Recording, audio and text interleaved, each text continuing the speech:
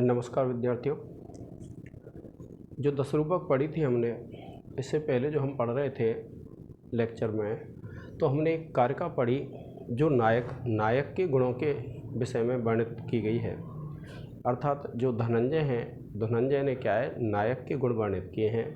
और कारिका है, नेता विनीतो मधुरस त्यागी दक्षा प्रियम बदह रक्त लोक सुचिरबाग में रूढ़ वंशा स्थिरो युवा। कि जो नायक होता है, उस नायक में यह जो गुण है अनिवार्य रूप से विद्यमान होने चाहिए। कौन से? विनीत, नेता विनीत होना चाहिए। अर्थात नेता कैसा हो? नम्र हो, मधुर, उसका दर्शन मधुर हो, त्याग करने वाला हो। इन तीनों शब्दों को हम पढ़ चुके हैं। अब जो दक्ष शब्द आया था कि दक्ष जो गुण होता है वो कैसा होता है, तो आचार्य धनंजय ने बताया कि जो दक्ष गुण है, दक्ष गुण ऐसा होता है, जैसे ये दिया हुआ है, दक्ष का अर्थ है क्षिप्रकारी, शीघ्रता करने वाला। और इसमें जो वर्णन किया गया है, किसका किया गया है कि जब सीता का स्वयंवर हुआ था, तो सीता के स्वयंवर में जो भगवान राम हैं, भगवान राम ने जब उस धनुष को उठाया, शिव धनुष को, तो वह धनुष भंग हो गया। उसका यहाँ पर वर्णन है। तो क्या कहा है, देखिए, स्फूर्जत वज्र सहस्र निर्मितम एव प्रादुर्भवत्यग्रतो रामस्य पुरारांत कृद्दिविषाम तेजो भीर धनुः सुंडारः कलवेन यद्वत् चले वत्सेन दूरदंडकः तस्मेन आहित एव गर्जित गुणम कृष्टम च भग्नम च तत्। देखिए क्या कहते हैं, स्फूर्जत कहते हैं स्फुरण होता हुआ, सहस्र वज्र सहस्र निर्मितम एव, जैसे हजारों वज्रों से बनाया गया हो उसके समान। प्रादुर्भवते, प्रादुर्भूत हो रहा है, प्रकट हो रहा है, अग्रतः आगे, रामस्य राम के, तिरपुर अंत कृद्दिविषाम, कि जैसे तीनों पुरों का अंत करने वाले जो शिव थे, उनका जो धनुष है वह राम के सामने प्रकट हो रहा है। तेजोवीर धनुः के, तेजों के द्वारा वह धनुष, और सुंडारः कलभेन, कलभ कहते हैं जो हाथी का छोटा बच्चा होता है, और सुंडार कहते हैं उसकी जो सूंड होती है। यद्वत् अचले वत्सेन, कि जो हाथी का बच्चा होता है वह जैसे अपनी सूंड को पर्वत पर रख देता है, उसी प्रकार से जिसने जो धनुष है, तस्मिन आहेतेव गर्जित गुणम कृष्टम च भग्नम च तत्, यानी भगवान श्री राम ने उस पर अपना हाथ रखा, उसकी प्रत्यंचा खींची और वह भग्न हो गया। तो ऐसा जो गुण होता है किसी नायक का, वह गुण कैसा होता है विद्यार्थियों? वह गुण ऐसा होता है जो क्षिप्र यानी दक्ष के अंदर आता है। यानी दक्ष किसको कहते हैं? जो व्यक्ति शीघ्र कार्य करने वाला होता है उसको क्या कह दिया जाता है? दक्ष कह दिया जाता है। अब देखिए इसमें जो अगला है गुण, वह क्या है? प्रियंवदः। कौन सा है? प्रियंवदः। तो देखिए प्रियंवदः के लिए क्या कहा है इन्होंने कि प्रियंवदः प्रियभाषी। तो प्रियंवद जो है वो किसको कहते हैं हम? प्रियंवद। प्रियंवद का अर्थ होता है प्रिय बोलने वाला, प्रियभाषी। जो प्रिय बोलने वाला होगा उसी को क्या कहते हैं? प्रियंवद कहते हैं। अब देखिए, उत्पत्तिर्जमदग्नितः, क्या कहते हैं?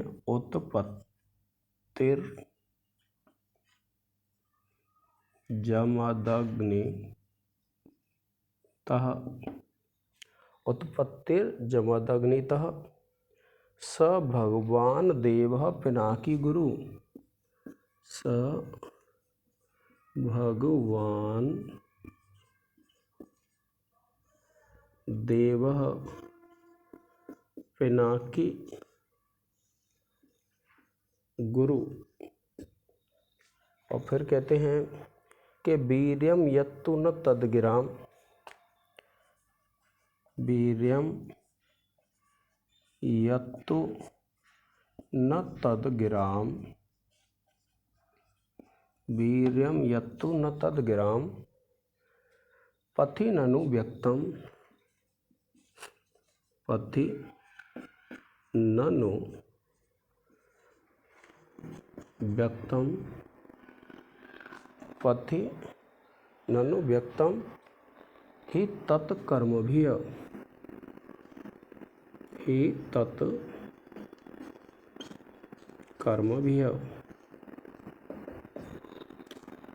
फिर कहते हैं त्यागः सप्त समुद्रित मही,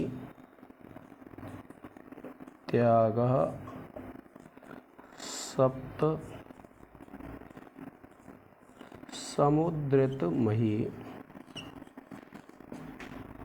त्यागः सप्त समुद्रित मही निर्व्याज दानावधिः, निर्व्याज दानावधिः।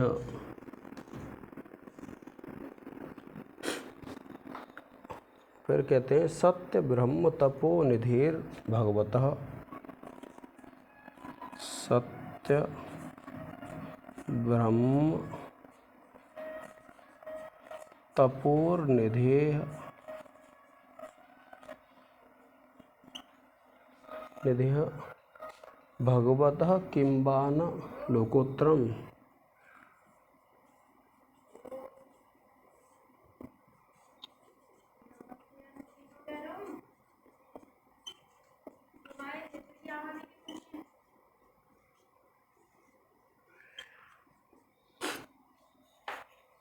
देखिए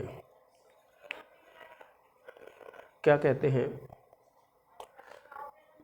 कि प्रियंबद, प्रियंबद कहते हैं जो प्रिय बोलने वाला होता है। और यह भी क्या है, जो महावीर चरितम नाटक है उसका उदाहरण है। तो क्या कहते हैं, देखिए उत्पत्तिर्जमदग्निः अग्नितः, कि जो भगवान श्री राम हैं नम्र निवेदन करते हैं क्योंकि शिव जी का धनुष टूट गया है, और शिव जी का जब धनुष टूट गया है तो वह जो परशुराम हैं क्रोधित हो रहे हैं। तो भगवान श्री राम क्या कहते हैं कि हे प्रभु, हे भगवान, उत्पत्ति जमदग्नितः, कि आपकी जो उत्पत्ति हुई है वो किससे हुई है, जमदग्नि से हुई है। यानी जमदग्नि जो ऋषि थे उनके पुत्र कौन थे, परशुराम।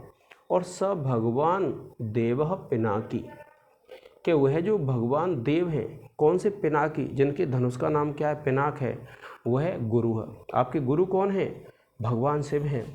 और वीर्यम यत्तु न तदग्राम पथि, कि जो आप में वीरता है, जो वीर है वह वाणी के पथ पर नहीं आ सकता है। व्यक्तम ही तत्कर्म भी है, वह तो कर्मों के द्वारा ही व्यक्त होता है। और त्याग सप्त समुद्रित मही निर्व्याज दानावधि है, कि 7 समुद्रों पर्यंत जो पृथ्वी है उसका जो त्याग है वो क्या कहा है, त्याग सप्त समुद्रित मही। तो क्या कहा कि वह तो आपके कर्मों से के 7 सागरों से जो घिरी हुई पृथ्वी है उसका निरपेक्ष भाव से दान कर देना ही आपका त्याग है। और सत्य ब्रह्म तपो निधेय भगवतः किंबान लोकोत्तरम, कि सत्य ब्रह्म और तप के खजाने, हे भगवान परशुराम, आपका क्या ऐसा है जो लोकोत्तर नहीं है। अर्थात आप में जो जितने भर गुण हैं वो सब कैसे हैं, लोकोत्तर हैं। अर्थात वे सभी गुण लोक से दूसरे लोक में ही पाए जाते हैं, इस लोक में नहीं पाए जाते हैं। तो यह जो वर्णन किया है, ये जो श्लोक उदाहरण के रूप में रखा धनंजय ने, तो ये किस चीज़ का है, प्रियंवद। अर्थात कोई नायक यदि प्रिय बोलने वाला है तो उसको किससे पता चलता है, ऐसे श्लोकों के माध्यम से। तो ऐसा गुण होना चाहिए, जो नेता होता है उसमें अगर ऐसा गुण होगा तो वह नेता होने के लायक है, अगर उसमें ऐसा गुण नहीं है तो वह नेता होने के लायक नहीं है।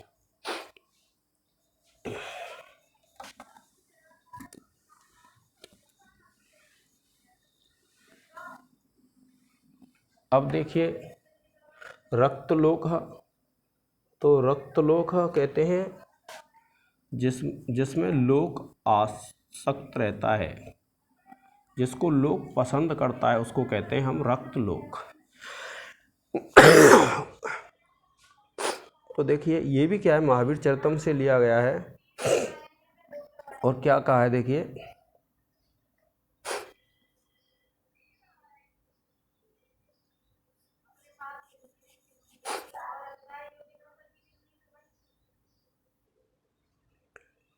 अब देखिए जो रक्तलोक है, रक्तलोक के विषय में क्या कहा है ये श्लोक दिया है महावीर चरितम के चतुर्थ अंक का 44वां श्लोक है ये।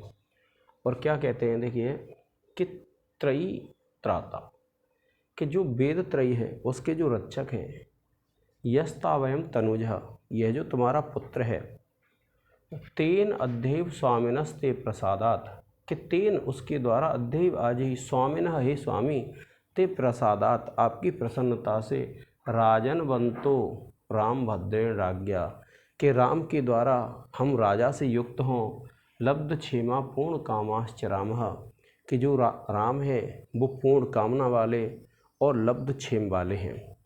तो इस प्रकार से क्या है, इससे ये प्रतीत होता है कि जो प्रजा है वह राम को पसंद करती है। प्रजा क्या चाहती है कि जो राम है वही क्या बने, राजा बने।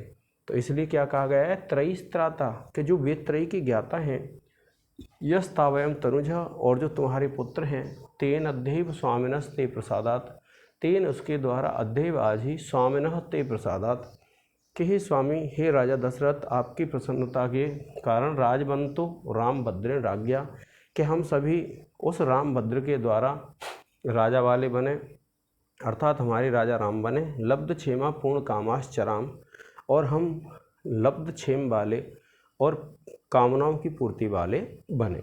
इस प्रकार से ये जो श्लोक है वह किस प्रसंग में कहा गया है कि जो राजा होता है वह ऐसा होना चाहिए जिसको प्रजा पसंद करे, और जिस राजा को प्रजा पसंद करती है वह राजा क्या कहलाता है, रक्तलोक। रक्तलोक से तात्पर्य है जिस राजा को लोक पसंद करता है। और देखिए क्या कहते हैं फिर, एवं शौचादिषु उदाहरणम तत्र शौचम नाम मनोनैर्मल्यादिना कामादिना अनुभूत। क्या कहते हैं कि शौच आदि को भी उदाहरण देना चाहिए, और क्या कहते हैं कि मन की निर्मलता ही क्या है, सोच कहलाती है। अब देखिए रघुवंश में कहा गया है, ये जो शौचम है इसके विषय में, शौचम का तात्पर्य क्या है, मनोनैर्मल्यादि, क्या है, मनोनैर्मल्यादि। अगर आपसे कोई पूछता है कि सूची सूची का क्या अर्थ है, तो आप बताएंगे कि जो मन की निर्मलता होती है उसको ही क्या कहा जाता है, सूची कहा जाता है। तो देखिए क्या कहा है, का त्वम शुभे, कि का त्वम शुभे, कि का त्वम शुभे कस्य परिग्रह्यो वा, कस्य परिग्रहो वा, कस्य परिग्रहो वा, किं वा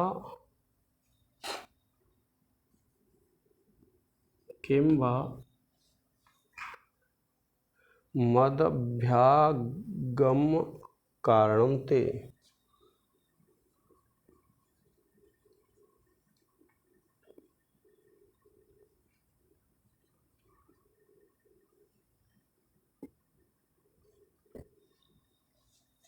और फिर कहते हैं आचक्ष्वमत्वावसिनाम,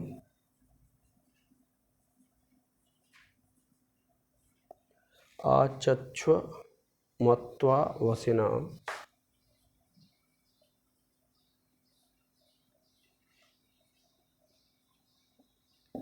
वसिनाम रघूणां मनः पर स्त्री विमुख प्रवृत्ति, रघूणां मनः पर स्त्री विमुख प्रवृत्ति है। ये क्या रघुवंश से लिया गया है। क्या कहा है इसमें, रघु अर्थात रघुवंश में ऐसा वर्णन मिलता है कि का त्वम शुभे कस्य परिग्रहो वा किं वा मदभ्यागम कारणम आचक्ष्व मत्वा वसिनाम रघुणाम मनः पर स्त्री विमुख प्रवृत्ति है। तो क्या कहते हैं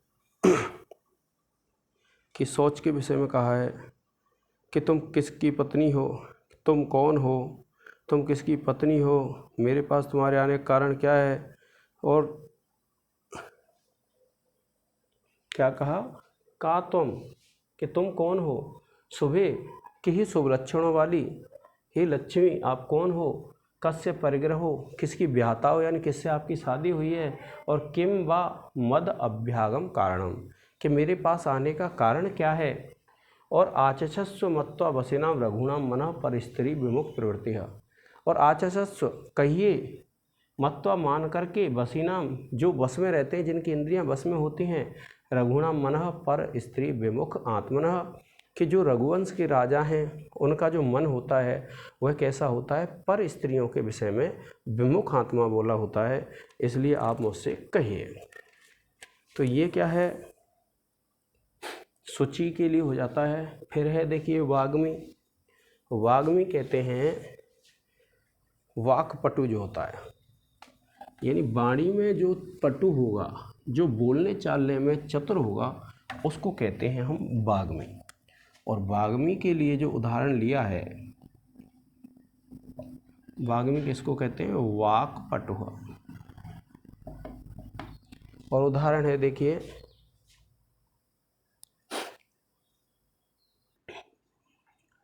ये जो उदाहरण है वह हनुमान नाटक से लिया गया है।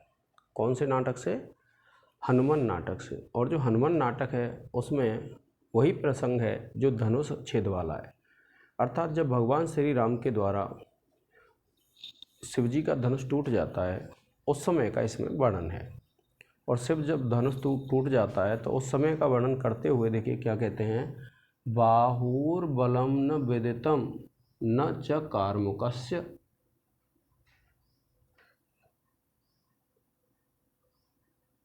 क्या कहा कि बाहुर्बलम न विदितम न च कार्मुकस्य त्रयंबकस्य तनिमा तत् एष दोषः तच्चापलम परशुराम मम क्षमस्व डिम्बस्य दुर्बलिस्तानि मुदे गुरुणाम। क्या कहा है देखिए, जो भगवान श्री राम है वह परशुराम जी से कह रहे हैं हनुमान नाटक में कि बाहुर्बलम न विदितम, कि भुजाओं के बल को नहीं जाना, न च कार्मुकस्य त्रयंबकस्य तनिमा, कार्मुक कहते हैं धनुष और किसका, जो त्रयंबक हैं अर्थात जो भगवान शिव हैं उनके धनुष की तनिमाओं को भी नहीं पहचाना। तत् एष दोषः, इसलिए यह दोष हो गया है। तच्चापलम परशुराम, के इस चंचलता को परशुराम मम मेरी को क्षमा कर दीजिए। डिम्बस्य दुर्बलिस्तानि मुदे गुरुणाम, कि जो बालक होता है उसके जो दुर्विलास होते हैं, उसकी जो दुष्चेष्टाएँ होती हैं, उसकी जो गलत चेष्टाएँ होती हैं वह गुरुओं की प्रसन्नता के लिए ही होते हैं। तो ये किस में बताया है कि वाग्मी जो व्यक्ति होता है, वाक्पटु, जो वाणी में पटु होता है, वह कैसा होता है। तो देखिए क्या कहा है इन्होंने कि बाहुर्बलम न विदितम न च कार्मुकस्य त्रयंबकस्य तनिमा, कि मैंने भुजाओं के बल को नहीं जाना और भगवान शिव के उस धनुष की तनिमा को नहीं जाना कि वह कितना कमज़ोर है। और फिर कहे तत् एष दोष, इसलिए हे परशुराम यह दोष हो गया। तच्चापलम परशुराम मम क्षमस्व, कि उस चापलता को परशुराम मेरी को क्षमा कीजिए। और डिम्बस्य दुर्बलिस्तानि मुदे गुरुनाम, कि जो बालक होता है उसकी जो दुर्विलास होते हैं, उसकी जो दुष्चेष्टाएँ होती हैं, वे गुरुओं की प्रसन्नता के लिए ही होती हैं। तो इस प्रकार से क्या है, ये जो उदाहरण रखा है वो किसके लिए रखा है, वाग्मी के लिए। अब फिर देखिए रूढ़ वंश है। रूढ़ वंश कहते हैं जिसका वंश प्रसिद्ध होता है, ऐसा व्यक्ति क्या होना चाहिए, नेता होना चाहिए। नेता किसको बनाते हैं, जो व्यक्ति रूढ़ वंश वाला हो। और रूढ़ वंश का मतलब होता है प्रसिद्ध वंश, जिसके वंश को सभी जानते हैं, ऐसा होना चाहिए रूढ़ वंश। अब रूढ़ वंश है तो देखिए क्या कहा, ये चत्वारो,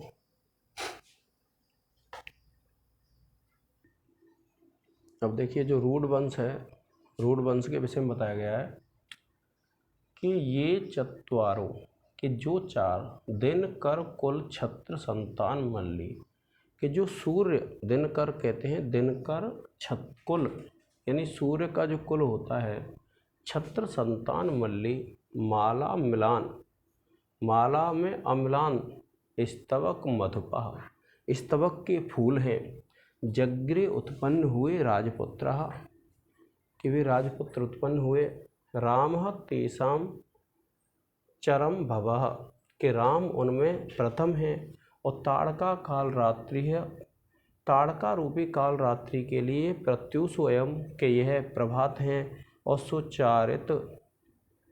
सुचरित कथा कंदली मूल कंधा, और अच्छे चरित्र की जो कथा है उसके मूल के लिए कंद का काम करते हैं। तो देखिए क्या कहा है,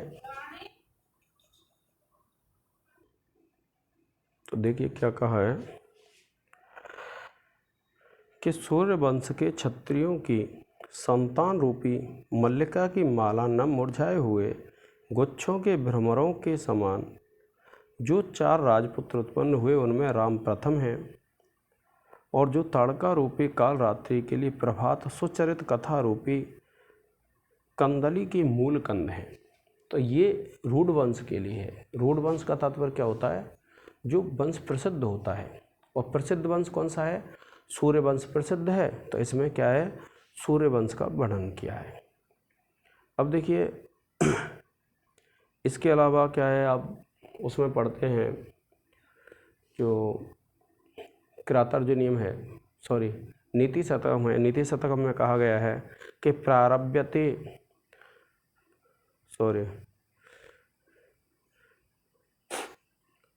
अब स्थिर का पढ़ेंगे हम। देखिए स्थिर कौन सा होता है,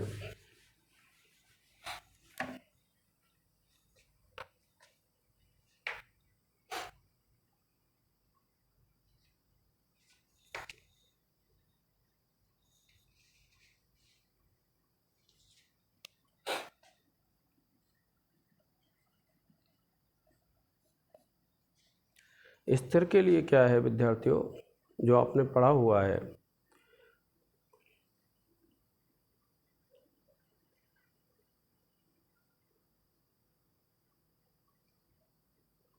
देखिए दिया हुआ है प्रायश्चित्तम चरिष्यामि, प्रायश्चित्तम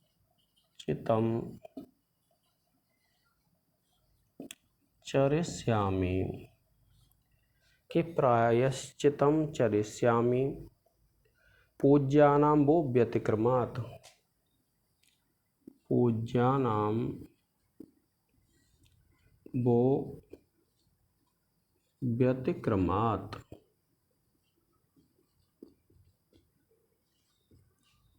पूज्यानां वो व्यतिक्रमात् न त्वेव दूषयिष्यामि, न त्वेव दूषयिष्यामि।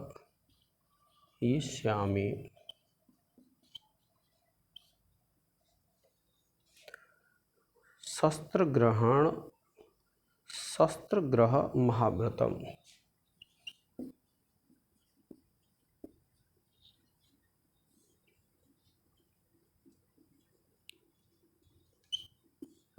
ये है विद्यार्थियों। क्या कहा है कि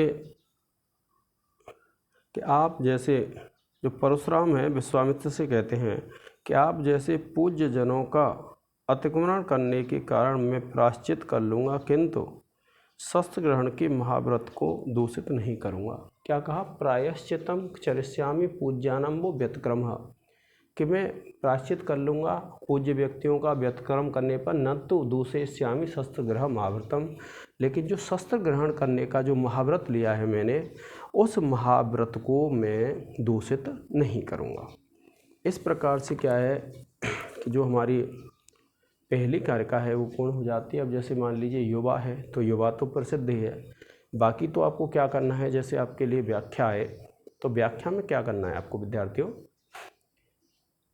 कि इसमें जो जितने शब्द हैं, क्योंकि सबको लिखेंगे, सब श्लोक याद भी नहीं हो पाएंगे, अगर हो भी जाते हैं तो आपको थोड़ा सा वर्णन कर देना है कि महावीर चरित्र में ये आया है, और इस प्रकार से क्या है संक्षिप्त रूप में आप इसकी व्याख्या कर देंगे। वैसे इस वर्ष परीक्षा में आने के 2022 में बहुत कम चांस हैं, पर आ सकती है, तो इसलिए जो नायक के सामान्य गुण हैं इनकी एक कारिका हमने पढ़ ली है। एक और कारिका है, उसमें जो शेष गुण दिए हुए हैं उनको पढ़ेंगे। आज के इस लेक्चर में इतना ही। जय हिंद, जय भारत।